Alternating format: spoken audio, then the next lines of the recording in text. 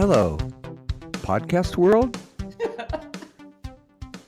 Welcome to another episode of FNO InsureTech, the weekly interview show about all things InsureTech. And I was challenged today to intro our podcast with a question, and I did it.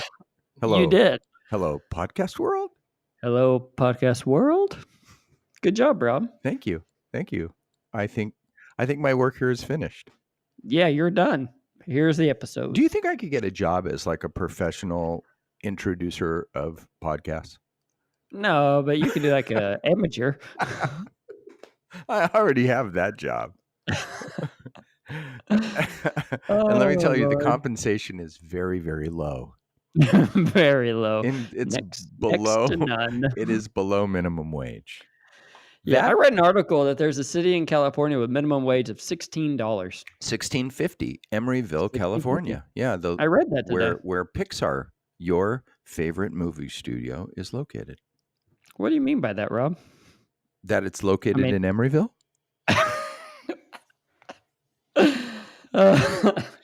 Wait, is that by Hollywood? No, it's by Oakland. Oakland by San Francisco, Oakland? It's just literally across the Bay Bridge. Is there an Oakland by San Francisco and an Oakland by Los Angeles? No. Oh. Is there a Woodway by Waco and a Woodbay by Los Angeles? Where is the University of Los Angeles at? Los Angeles. Oh. It's at the University of California at Los Angeles, UCLA. I thought UCLA was in Oakland.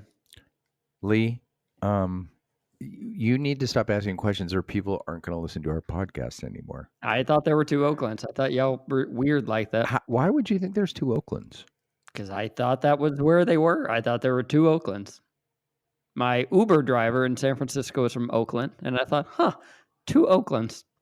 I was in California. I mean, I can't get a plastic straw in California, so I thought, why not two Oakland?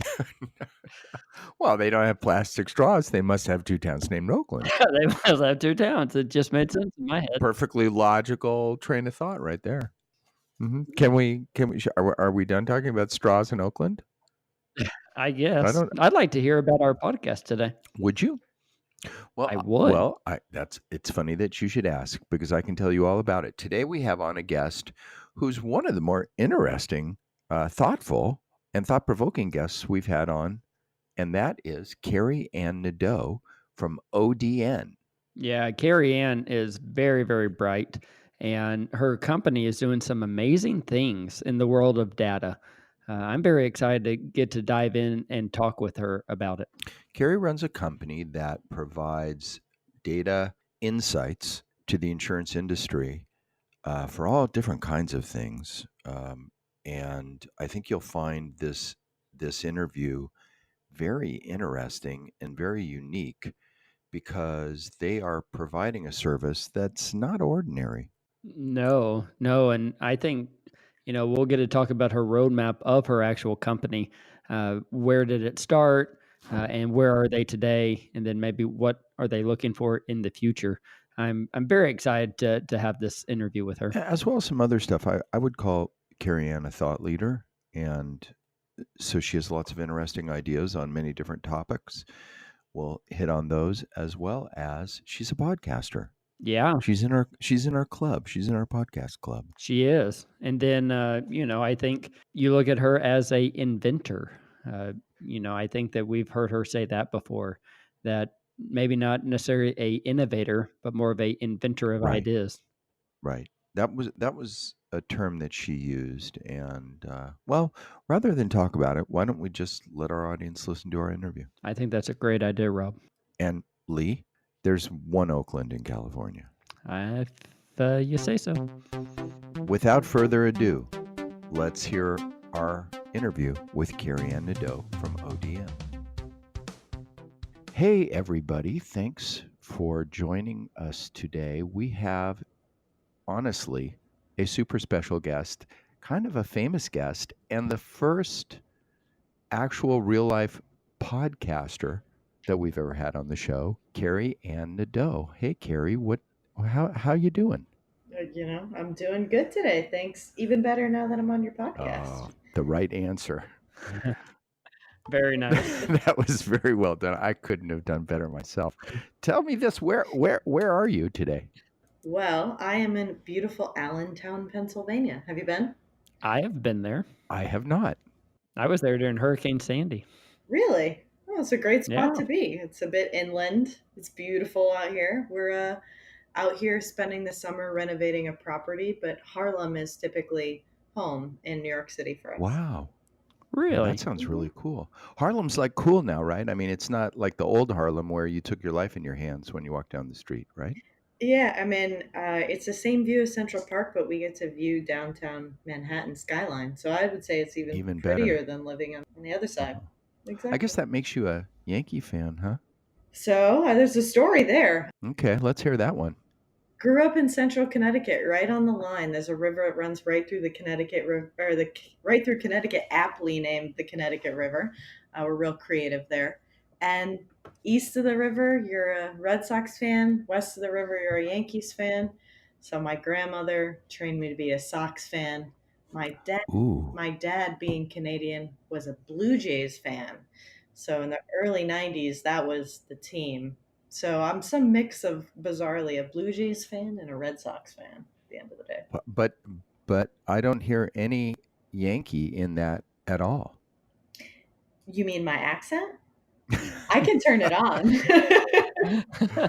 No, you're not a Yankee fan. You live in aren't they? Oh no, I'm thinking about the Bronx. I'm sorry. What Oh, do I but know? we can see Yankee Stadium from our apartment, so it's quite close, just over the river. Oh, that's cool. Hmm. Are you a baseball Yeah. fan? I am a baseball fan. Sabermetrics. I'm a data geek to begin with, so data coming out of baseball is just massive and really fascinates me. So I'm a baseball fan for the data of it. You know, that's really an interesting kind of avenue that we've never gone down before. But you're right. I mean, um, baseball geeks have been slicing and dicing data for a Yes. long time. I mean, they Oh, were yeah. some of probably some of the early data scientists, if you will, right? Yeah, the originals. Exactly. Yeah, they were looking at that sort of information for a long time. And also, I went to graduate school at MIT, and they have the Sloan School there hosts the annual sports data analytics conference. And over the last like 5 years or so, it's turned into a bit of a bettor's paradise, right? Like a lot of people who are into sports betting go to get the brilliance of MIT students who care about building probability models around sports, but I was the geek building those models. So I've done quite a bit in baseball and basketball, just sort of fun stuff, some fun passion projects on the side. Yeah, Oh, how fun! How fun! it I is. bet that is Well, a lot of listen, fun. you are the founder Yes, and CEO of ODN. Tell us a little bit about ODN, and it stands for something, right? it does. Although the reason we shortened it was because no one could remember what it stood for. ODN is catchy. I like it a lot. Oh, thank you. I would have liked to have known that all 2 and 3 letter .coms have been purchased and are some of the most Hmm. expensive domain names to buy before I went down the route of Sure. acronyming a name to 3 letters. But some, you know, Chinese hacker website, ODN.com, don't go there. It's ODN, sure, like SURE.com for us. Yeah, ODN is a amazing company that I'm building and I'm super proud of, and is my baby, all of my babies, right? Like, put everything into this company. And the idea behind, and why I feel so passionate about ODN, is that forever especially in insurance, we've tried to understand risk Right. by a person. So we got to ask them a bunch of questions. We got to be like, how old are you? How much money do you make? What kind of car do you drive? Where do you live? What's the color of your underwear? Like, it gets extreme. And the reality is, over the last 10 years or so, there's so much more data about where you are. So, are you in a floodplain? Is your house in a floodplain? Is your house in a place where you get a lot of hail or lightning storms? Are you driving on unsafe roads? Are you breathing dirty air? Right? So all of this sort of contextual environmental information, that we don't have to ask the customers very many questions. We just have to ask them, where are you? And that's Wow. That to me is super powerful because it enables a lot more dynamic insurance as well. You can now price people based on where they're moving through space and the real risks that they might be exposed to as they walk around. So I think that it's like the biggest next thing that insurance is sleeping on that could really dramatically improve profitability by transforming the way that we pick risks. Right. You even say and talk about that it can increase sales, right? Yeah, absolutely. How do you connect those two dots? Yeah, so, well, if you think about brokers or your sales agents going out to speak with potential customers, a lot of the time, what sort of relationship they build is based on the information that they have for that customer. Can they bring that customer some additional value? So if I'm selling a policy to a small business that's in a strip mall, I might want to let them know that their neighbor had a black mold problem or their neighbor had a water pipe burst. Or if I'm a parent of a teen driver, I might want to let my teen driver know here are some unsafe roads that I want you to avoid because these are places where car crashes happen all the time. This sort of value added risk prevention and risk management information is super powerful. And if you're the one that has the information and your competitor doesn't, gives you a real strategic advantage on that sale. That is really fascinating. I'm thinking, we were talking offline a little bit about data, Mhm. and I would imagine you have a lot of data points coming in to the system so that you can get all this information. Is that right? Totally. So well, part of the value add of ODN as a company is that what we're solving is a very big data problem. It's not like you can add some questions to a questionnaire and get a few more rows of information. You're getting billions upon billions of records of data. And then on top of that, you got to make it useful. So not all information is reported, for you, the potential customer. I have to assign information like, is your small business nearby a construction site? Is it neighbor to a company that has failed a health inspection? Or on the auto side, which we're more increasingly focused on auto, are you driving on roads that had crashes? Well, not all crashes are assigned to the road. They might put an address or something like that. So to be able to not only ingest and process, but to organize the data in a way helps people use it at the point of sale is a big data problem. On top of that, we make it even more complex for fun. I think we try to solve the hardest problems, but we try to model which variables of all the variables of the universe matter for losses. So we could throw a million variables into a pot, swirl it around, and figure it out that way. Or we could build our models with some logic. So we try to work with city governments, state governments, federal government in order to figure out what variables should be there. So we're figuring out essentially for actuaries, for underwriters, sort of what are the leading indicators of risk that we should be monitoring. Wow. Big Yeah, big data. Mm-hmm. big data. So you're getting information from actual cities, and then maybe reports, and then bringing all this data in together to give us actionable information. Yeah, that's right. So you could think about it sort of like a jigsaw puzzle. You ever do a jigsaw puzzle, you get all the way to the end and you're missing one piece and you're like, are you kidding me? Like Right. a cat has eaten it or Right. like it is blown away in the wind. But you know what that piece looks like, right? Like you can guess if you've put together a beautiful meadow of purple flowers that that piece might have, some green, some purple, maybe a little blue sky on it, whatever. You know what that piece looks like without ever seeing that piece. That's what we're doing. We're getting all of the universe of what your city, what your state looks like, and then saying, forget you as the piece. I don't need to know, I don't need to ask you a question about what that piece looks like. I can guess, and I can do a really good job at guessing at the risk profile of that individual, not knowing anything about them other than where they are.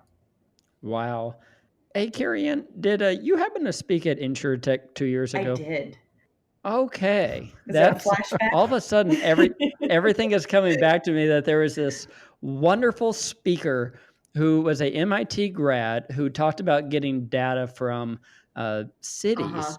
and it really sparked my interest in Mm-hmm. InsureTech. So I think maybe you were on a panel with a couple of Yep. folks, if I recall, and it all just came back to me. I probably told, I don't know, 25 people about your Oh, company awesome. and what I learned from there. But it is really neat to hear it now because I know what you were talking about 2 years ago, and it seems like you've learned more and maybe even redefined what all you're doing with it. Would that be fair to Totally. say? I mean, the more you put in reps, the stronger you get, right? The more practice that you do, the more information that you acquire in this industry. I mean, it's easy to calculate a loss ratio. That's a simple math formula, but it's not easy to understand the politics and the this business model and the way that insurance companies make money, right? You got to be Yes. around it for a little while to understand it at that level.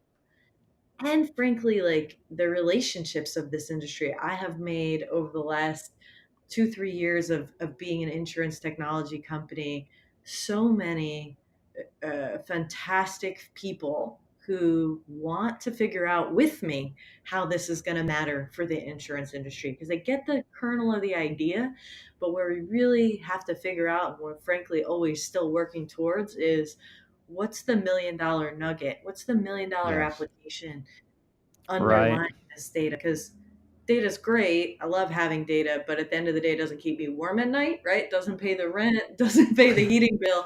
I got to figure out how to use it, Right. and I need those relationships to guide that Right. company.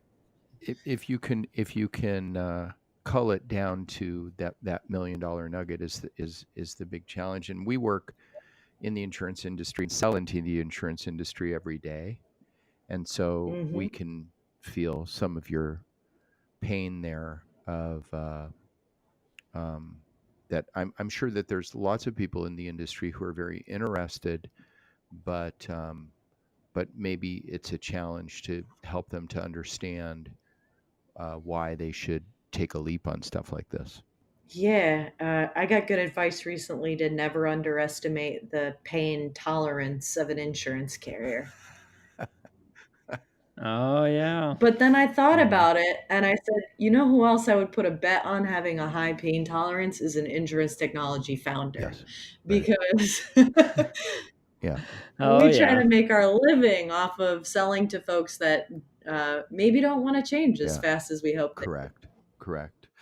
So I read somewhere in your information, and for our listeners, there's a lot about Carey Ann online and her company and speaking that you can go find. That's most of it's very interesting. 7.5 billion records. Hmm. That's a lot. Yeah, we'll bring it down to something more tangible too, because 7.5 billion, it sounds like a big number, but when we look at maybe your neighborhood or your municipality, city of Chicago produces about 7 million records of data every single day. That's a Mm. lot. A day? A Right? Like, day? yeah, a day. Yeah, let that sink in. 7 million records of data every single day. And that's something that insurance has never tapped. Like, come on, this is low hanging fruit, guys. What type of records would be in a 7 million a day? Is that water bills? What are they calculating? What are they capturing? Brilliant question. And you know what? It's a question we get a lot. So we ended up putting on our website a data dictionary. It's a really fun interactive table that helps you explore all the different data sets that your government is collecting about you and doing during the business of doing government. It's got sample records, it's got links. You can go to the original sources and check it out. You'd be fascinated to know all the things that they collect. So they know about every commercial property, every personal property that's ever been sold, taxed, repaired, permitted, failed an inspection. And commercial properties, in addition, you got a lot on health inspections. You also have police records, fire EMS. So you're looking at car crashes, burglaries, and thefts. You're looking at severe or fatal crashes where someone was transported to an emergency room. You're looking at road infrastructure. So don't forget the city keeps track of the roads, right? So Are they paved? How wide are they? What's the speed limit? Is there a stop sign? Is there a curb? Is there a sidewalk? Is there a parking on the left or the right hand side? Are there potholes? Are there light outages? I mean, Wow. they get So your tax dollars at work. it's the business of government. Yeah. Yeah, and here's a fun thing though. About 10 years ago, the Obama administration passed the Open Data Act, and it was a federal law that said, hey, the taxpayers have paid for the federal government to collect this data. We should probably publish it because it's their data, right? They've already paid for it. Cities and states followed suit. So really, this data only became available digitally in the last 5 to 10 years. And there's still cities coming online. So like there'll be announcements about some places that are just starting this Sure. journey, but this data didn't exist for businesses like insurance carriers to leverage until 5, 10 years ago. And now we're helping, like ODN's role is really helping folks, one, gain awareness of that data because it's there, but two, gain access to it, where go find it, go use it. Mhm. I know we work with a bunch of agents who just call us for lead lists. Right. Tell me what property sold in September of last year. Deal. Like, Mm. it's super straightforward. Uh, and then also sort of attaching them where it's necessary. So things like we predict where traffic crashes are going to happen on the roadway network requires a little bit more math. Yeah, I wanna ask you about that. I saw that on your information that you the most dangerous roads. You can call that. Yeah, How and how does businesses. that become explain for our carrier people, because we have property listeners, we have auto listeners. How does that become actionable for a carrier, knowing that one road is more I mean, Yeah. how do they digest that? Totally. So, well, you think about the way that auto is priced today. We gather a lot of information about the individual customer, their financial history. About 53% of your auto price is predetermined by your FICO credit score, which I've got a whole bunch of problems with because it disproportionately discriminates Black and brown folks, younger folks, millennials. Forget it. Their FICO scores are a bunch of garbage. So there's a lot of problems with the way that we do it today. The insurance risk rating, again, really only tracks the person and their purchasing decisions, financial history, and the type of vehicle they may use. We're seeing now additional innovations where we say, like, we're going to put telematics devices, these devices that track where you drive, or maybe only charge you based on how much you use the car, when you use the car, a usage based insurance model. Um, these are interesting Yeah. applications, but still don't get at the risk that the world poses to you. So everybody who's ever been on the road or ever been in a crash, right, knows, oh, first thing that goes through your mind, it wasn't my fault, right? Sure. Sure. I'm going to try to find every excuse. Or we know the places in town that are kind of dangerous, that like crazy intersections or crazy Totally. places where they merge together or things like that. Totally. So first way I would say is they introduce this data into their risk rating, how they actually operationalize their actuarial models, their territories, their underwriting decisions. The second way is what you just pointed out, which is risk management. So they pass that information on, what we know about where roads are unsafe, to their customers, whether that's a commercial fleet or an individual. Particularly powerful, say, for millennial drivers that might not have that implicit knowledge that you just mentioned, like they haven't been on the road long enough to know that's a bad intersection, and guess what, they're driving through it every day.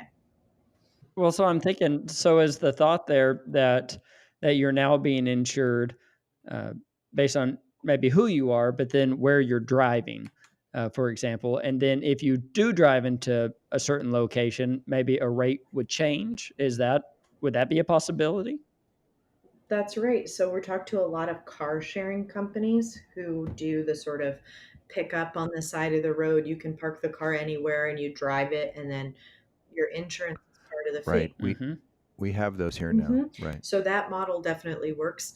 And I think if you think forward to a universe of autonomous vehicles, we have insurance carriers whose models are built entirely on people, and we're taking the driver out from behind the wheel, we Correct. really don't have much left to measure the risk other than where they are. So we think that this technology is super valuable for the future as well, which, you know, we could put a bunch of, dates, red herrings on when we think that's coming, but I think it is coming. It's not an if question. Whenever I heard you speak about 2 years ago, you talked a lot about property and commercial Hmm. buildings using, Yes. health information, or I think if I recall, you were talking about, maybe a restaurant in a downtown city who had a health code violation due to rodents, Yeah. and using all this data, you could say they're a higher risk, they're more likely to have a fire, or a Yep. problem or something. It sounds like now you're also looking a lot at the auto side. Has that been a Hmm. change, or was that always the plan? Beautiful question. So we did start off on the restaurant side. So back up a hot step in the history of ODN. We actually began as a government technology company. We're about 5 years old. So before we were ever an insurance, before we ever matured to be in the insurance industry, we were a government company. We sold cities like Chicago and LA and DC and states. And what we originally built for them, a big problem that cities have, are how to deploy resources efficiently so that we're not wasting taxpayer dollars. And one of their biggest, most inefficient uh, processes is around inspections. They Sure. have a limited number of Sure. inspectors to go out to every commercial business, make sure that it's healthy and it's safe for customers and for employees. So we worked with Montgomery County, Maryland, little county outside of DC, in our very first pilot. And we said, can we predict which restaurants are going to fail their health inspections? And we did, with high levels of Oh, accuracy. wow. And it was terrifying. Yeah. Can you give us the list Yeah. offline? Yeah, and it's terrifying. And then we did, Is it certain kinds? yeah, Is it, I have to ask this question because, of course, everyone in yeah. the audience is wondering. There is a morbid curiosity. Yeah, don't eat Mediterranean food like shawarma on hot or cold days. Sushi's usually pretty good. So the reason is, Really? Okay. yeah, the reason on shawarma, and nothing against Mediterranean people or their cuisine, is that it's open air meat, and they have trouble keeping the meat to temperature when the There you days are go. hot or cold. Okay. Okay. So Thanks for the tip. don't eat shawarma on the hottest day in the summer. That's my tip. Okay. But Wow. sushi, but we can relax at the sushi restaurant. Sushi, yeah, sushi. Oh, funny. It's an interesting story on sushi because the laws on sushi restaurants came in the 50s when we were discriminating Japanese people in the Sure. United States. And Uh-huh. it has nothing to do with health and safety. It has everything to do with historical bias. Wow. Japanese restaurants are some of the like cleanest places you can possibly eat. They're just their culture and their ethical and their sort of standards around food preparation.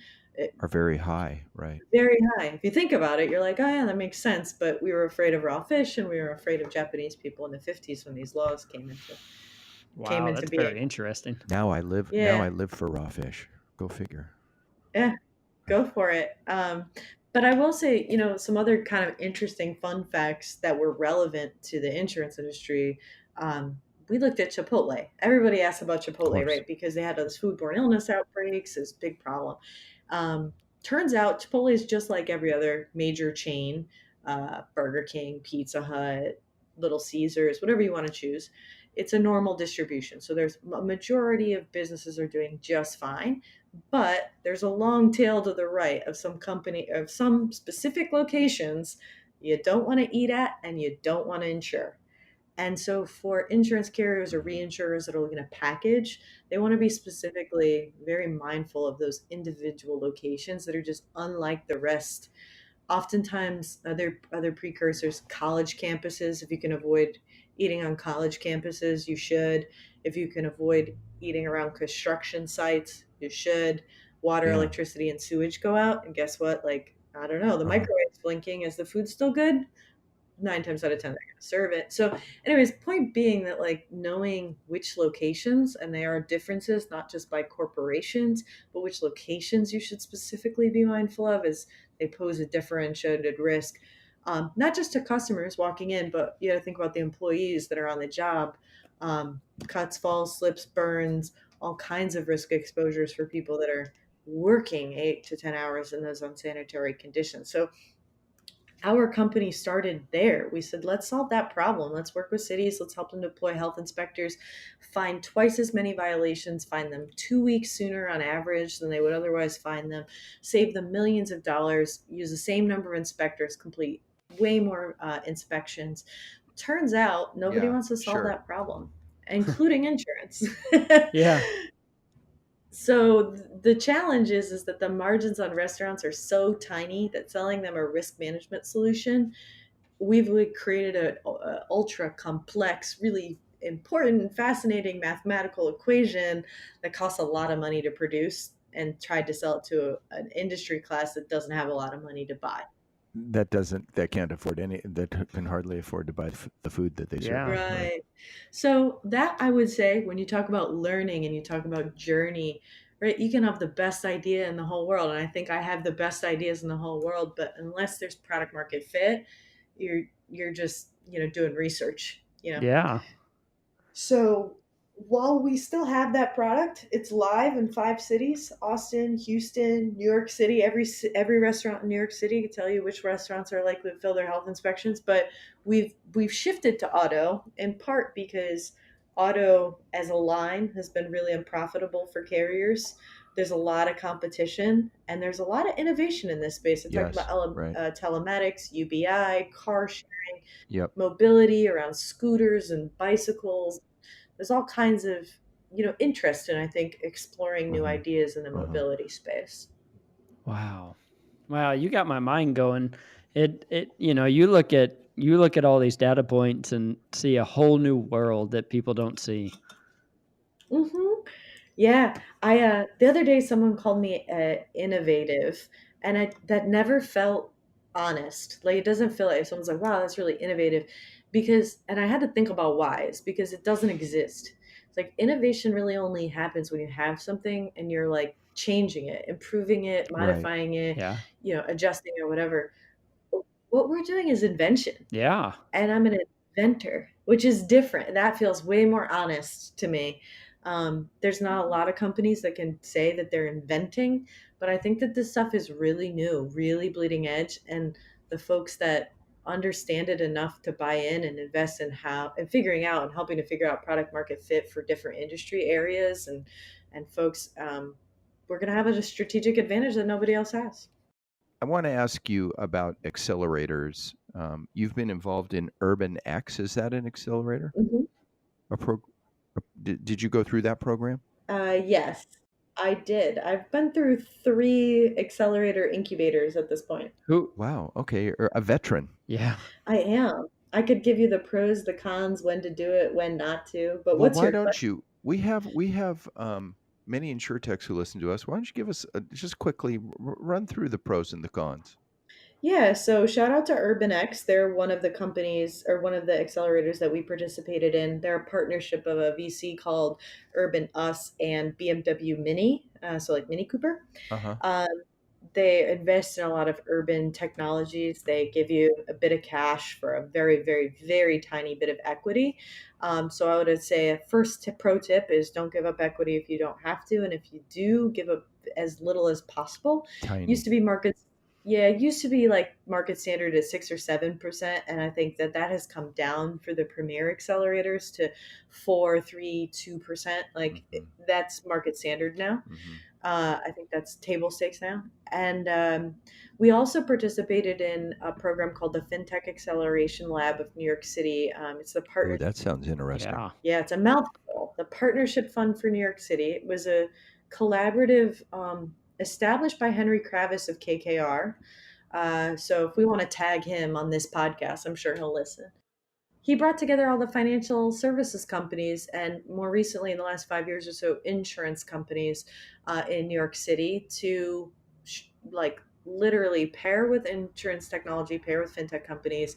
We had 8 major, top 10, top 15 carriers and brokers who tried to figure out a way that they could work with us. That was the whole point. Like, try to figure out at the end of 4 months what a pilot would look like. And I'll tell you, like, getting to brass tacks was so helpful. Like, you can go to however many panels and presentations and accelerators will try to teach you all these business strategy. It's if they can get you in the door with the people that are going to buy your product, there is nothing more valuable than that. So pro tip number 2. And then the third accelerator I went through was a Halcyon incubator in Washington, D.C., which is a social entrepreneurship accelerator. Teaches you how to have values and grow a company. We're a benefit corporation, so we try to use data for good and not for evil and leave people better off, not redline them, be very mindful of our approach. So I would say that having aligned values and a company that's really advocating for you not to sell your soul, and a sort of accelerator teaching you how to build a sustainable, scalable business while also having corporate values was really valuable for us. So those are the 3 that we did. I think they each taught us something. In retrospect, was it good? Was it important to the development of your company? Yeah, I mean, I think they came at the right time for us. Mm-hmm. They don't always come at the right time for everybody. So just being patient with and knowing what you need in that moment before you apply for an accelerator. So if you are still figuring out your business model and you don't have any sales, maybe an accelerator that isn't right for you because essentially you're still figuring it out. You don't have a business to accelerate yet. But there are a lot of accelerators that would accept you, right? Like they'd be like, great, you've got a good idea, maybe Sure. a graduate education. Come on down, we'll take some equity. One of the things I think that you're hitting on that we're starting to learn, because we didn't even know about accelerators before we started our podcast. We've learned about them from talking to InsureTechs, and Hmm. they need inventory, right? Yeah.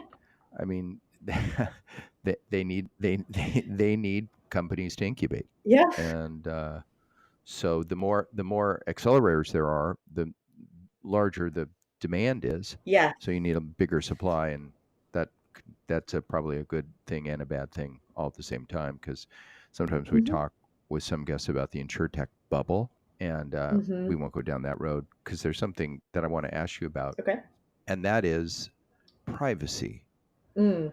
You must deal with privacy every day. Hmm. Privacy's in the news every day. Uh, Facebook just got stuck with a $5 billion fine over privacy issues. Hmm. That must be challenging. Like you said, you're a corporation for good, but that's probably not easy with the access to the information that you have and the ways that it can be used. How do you talk about that? Yeah, I mean, it's one of the things that makes what we do somewhat innovative is that I actually don't get any PII. I have none, right? I don't ask for any and I don't get any. I only know where you are. And if you think about where your phone, like how many apps on your phone you've given location-based services permission to, people are more than excited to give away their location for Yes, value, sure. right? So I want my Instagram post to have where I was actually physically located. I'll give Instagram that. I want my Google Maps to be able to route me to work. I'll let it know where I am, Hmm. right? Hmm. So when I think about privacy, there's a lot of technologies that are going to require increasing levels of privacy, scrutiny of those policies, and standards to emerge that frankly don't exist today. So a lot of invention that still needs to happen in this space. But one of the fascinating things about ODN is we can work with you, and like the privacy people in your legal office have never seen an easier checkbox to check. No PII. Wow. Yeah. But I like that. so do I have opinions about privacy though? Yeah, absolutely. Look, I think this generation, I'm a millennial on the earlier side of millennial, and that I'm not digital native, but I think that privacy is on a spectrum. You'll give up privacy for value. It's figuring out what value people are willing, to move farther on that spectrum. There's all this theory about how privacy was just a very short phenomena, that it doesn't actually exist, that it was very limited to maybe 2,000 years of human existence where we had privacy and the concept of Right. privacy. And in fact, some languages don't have the word for private. They have like a hard time describing privacy. Russian, for example, has a hard time putting one word on privacy, Interesting. right? Hmm. Interesting. So I think Yeah, I think, I there will be a lot of technology that requires it. Ours doesn't. I think you bring up an interesting thing, and that is the exchange of privacy for value. Hmm. And I think my children are millennials. I think they're very comfortable with that. Hmm. They don't have any issue with that. And my generation, we're we've gotten used to it, but we don't particularly like it. If I can be so general. Yeah, and I think, when I talk to folks about what we do in collecting city administrative data, and I can look for you in city administrative data and find you, tell you a lot about you, it's pretty freaking terrifying. So it's Yeah. not necessarily that like you feel uncomfortable with the idea that people have information about you, it's that you're living in ignorant bliss, Correct. that in fact there's so much about you in the ecosystem. It's just now become more accessible to more people. Correct. Correct. Let's talk about one of your little passion projects, and I know you have several. You're a podcaster.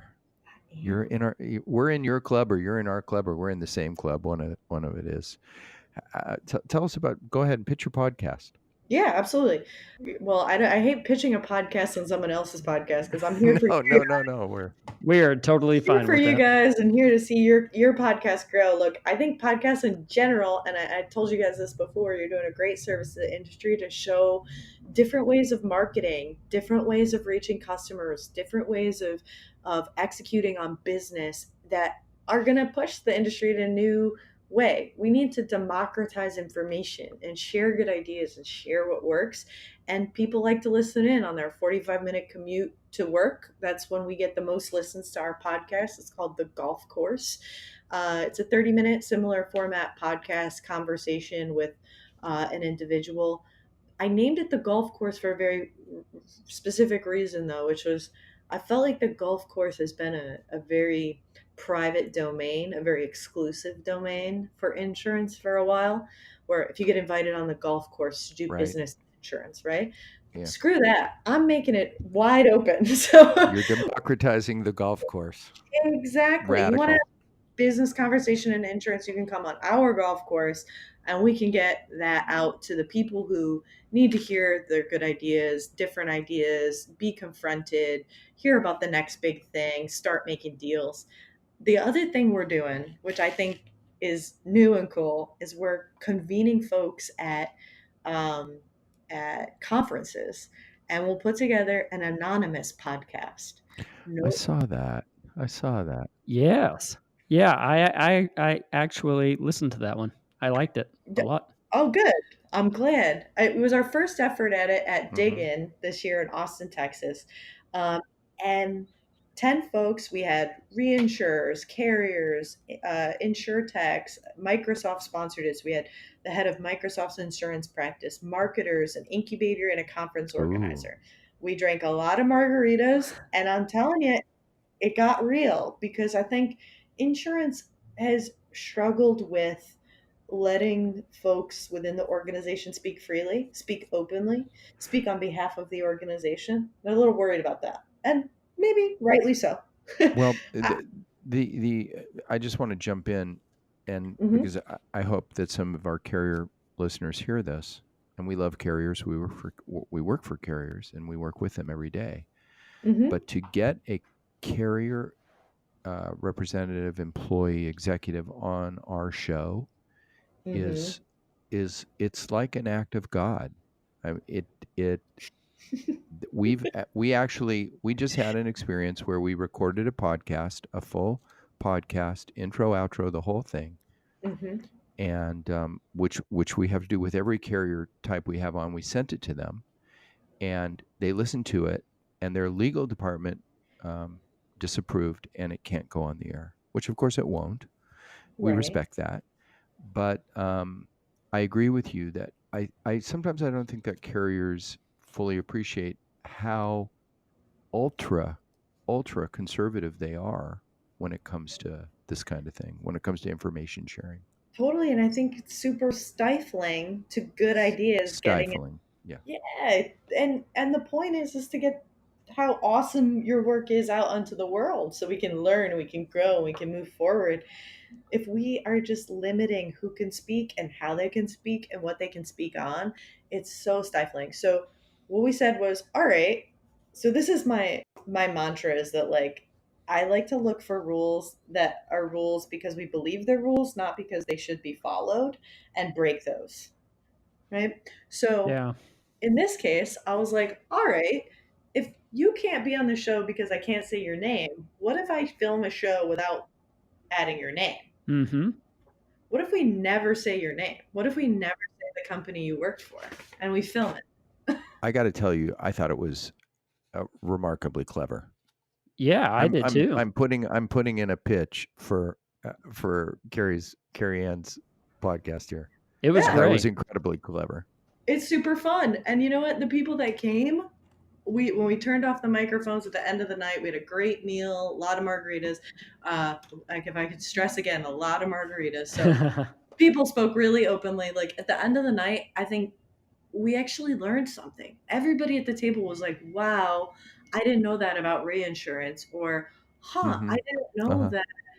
One of the things I learned that we had a lot of carriers tell us they want an API enabled technology, but then they're not prepared because they don't have cloud services to host an API. So they can't actually use APIs, but they want you to have an API. It's a weird Mm-hmm. thing. We shared that with Microsoft. Microsoft was like, well, that's going to help inform our business strategy and how we pitch and Right. how we sell our product. And they're, the reinsurer and the carrier at the table are saying, yeah, that's pretty much true. Like we'd say 3 to 5 years. And folks learned, right? Like that we were able to actually share stuff that was new.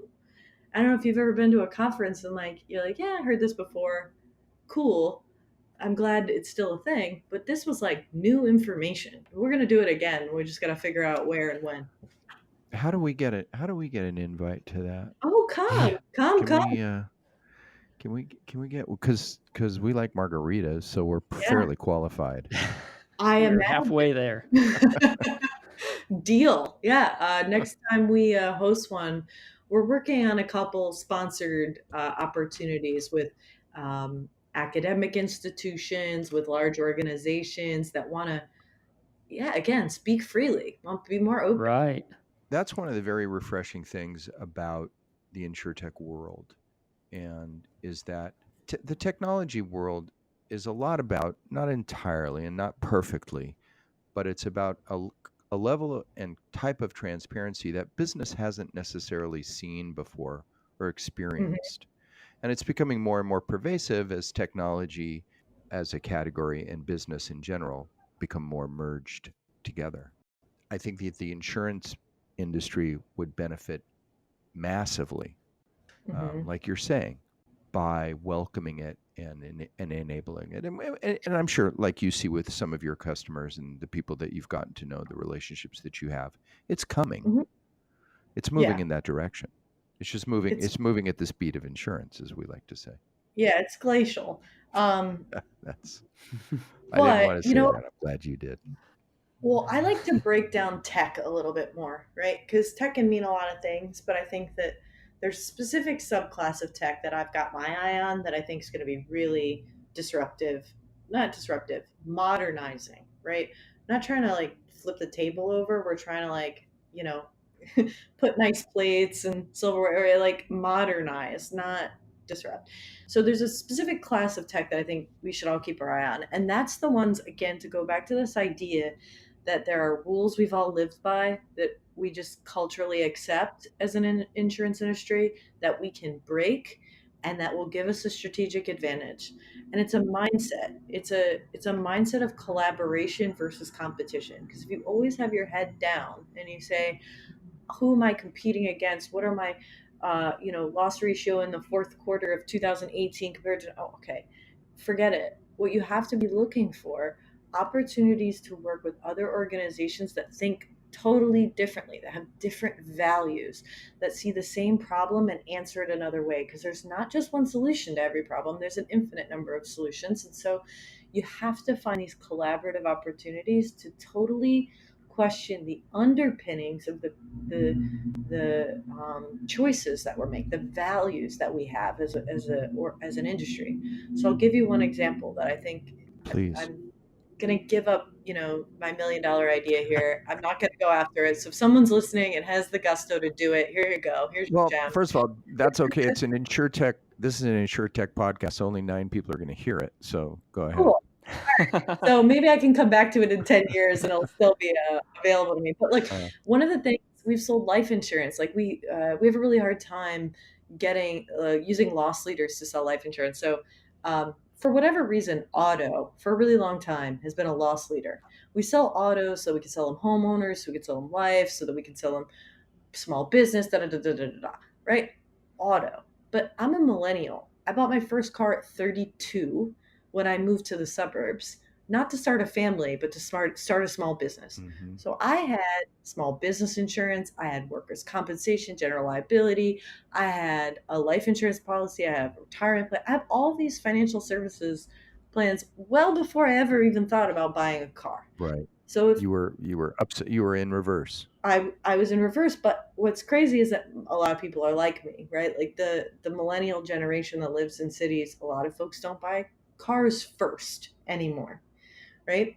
So what can we sell folks first to as loss leaders? One of the things that struck out to me was a gentleman suggested this idea to sell paternity and maternity insurance as a loss leader to life insurance. And I thought, what a smart idea. Like when do you go to buy life? You go when you have a kid. Right. There's all these opportunities to rethink. All right, we've always sold auto as a loss leader, but if the values of our customers are different, should we partner with another organization that has different values than what we've always functionally felt like was the right idea and the right way to do it, and look for opportunities to think differently, to break rules that we don't need to follow and nobody gets hurt. Yeah, I love that. I love thinking about things so much different, reinventing them, right? Right.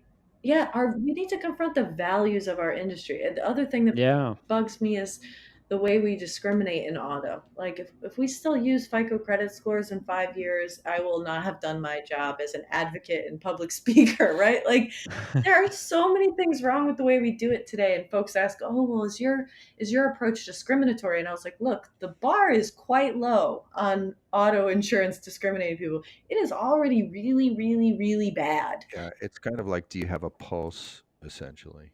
A Right. reasonable, if you have a reasonable pulse. No, we aim to jump way over that bar, but like, no. I mean, auto insurance, this is some really interesting stats on auto insurance that came out of the state of Alabama, of all places, that said if you're a Black person with good credit, you have a policy that's thousands of dollars more expensive a year than a white person with poor credit and like all these problems, right? Wow. It's nuts. Yeah, no, and 2 DUIs, that's what it was. And you have a DUI. A white person with poor credit and a DUI gets cheaper insurance than a Black person with good credit in Alabama. It's fucking nuts to use like Goodness, yeah. straight up language, right? So there's all these things that we need to confront, the values of the products that we sell, and think about how we're going to modernize them, because the way we've always done them isn't the way that they have to be. In the new world, there's just new opportunities. And by getting back to being more transparent and more open and more willing to talk in groups and freely, you learn about those, you consider those, you ponder those, you have those aha moments that lead to these things. Yeah, I mean, Totally.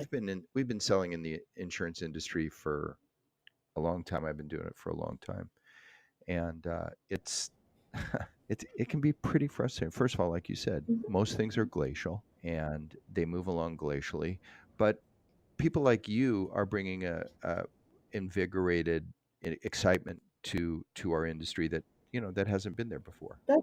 And it's not, it can't go back. The cat is out of the bag. Yeah, I hope so. I have good news for you. Yes, the cat's out of the bag. You're just going to have to be a little more patient than if you were working in a different industry. That's true. And that's our job as InsureTechs. That's our job as entrepreneurs, as inventors, as innovators, is this, figure out how to go up, down, around, over, through the fences that any challenge of selling into any industry, unless you're selling, ice in the middle of the summer, you're always going to have challenges to selling your product. So it's on us to figure it out and to figure out how to maintain profitability, how to scale, how to grow. Um, so yeah, I mean, it's on my shoulders, and I'm Yeah. happy to take on that challenge. Good. Better your shoulders than mine. And and and with that, we will end it. But no, seriously, we can't thank you enough for being with us today. You're a bright and refreshing person and an exciting voice to have in our Thank industry. you. And we appreciate you making the time and a fellow podcaster. We're going to be looking for the shout out for the FNO InsureTech shout out. Oh, you can expect a bump. You send me over some collateral, and we'll make it happen. Okay, you are All on. right. You are on. Oh well, There we thank So you. go. thank you very much for being with us, and we look forward to meeting you face to face. Will you be at InsureTech Connect in the fall? I will. I'll be speaking at InsureTech Connect. I'm headed out to Omaha, Nebraska next month as well to speak at Maha Festival, which was formerly Big Omaha. I'll be at pretty much every major insurance technology event. One that's really close to my heart is the Dig In Women in Leadership conference in Chicago in October, so folks should check that out. I love speaking on this stuff, so thank you for giving me a platform to share my mission, my vision, and hopefully together we're gonna do some powerful stuff for this industry. We're gonna shake them Wonderful. up. You Wonderful. got it. You got it. We'll look forward to meeting you soon. Thanks again. Yeah, absolutely. Thanks. Well, Lee, we inadvertently, accidentally had somebody on the podcast who was like influential in your life. Yes, I would say a hero within the InsureTech world. I was at my very first InsureTech conference. It was 2 years ago. I had really just gotten into everything InsureTech, started my career here at 470. And I'm in this room, I don't know, a couple hundred people, maybe 100 people, I don't know. And there are three men and one woman who are going to be talking about their jobs, what they've done. And I still remember who it was. And there was this woman who commanded the room, and her story and her passion for what she was doing really, I guess, you know, got me so excited about where InsureTech could go, about what you could do with data, about all the data that's hidden down in the basements of these city buildings that you could actually bring to life and make all these decisions. So yeah, I got pretty excited whenever I put two and two together of who I was just talking to. And what did she talk about at that conference? That conference, she talked about predicting health failures, right? Failures of health codes and things like that. But it was really an underwriting world. Like, what if you knew that because there were health failures on these health reports, they also led to more fires, or that there might be more fires within something, So you're a data guy. I mean, you're very involved in data at our company every day. right? This is like big data stuff.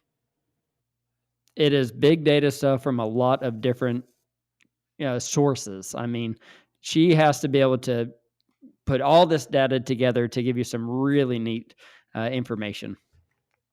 It's big, big stuff. So what comes to your mind about how it could be used in, what we do or on the property side?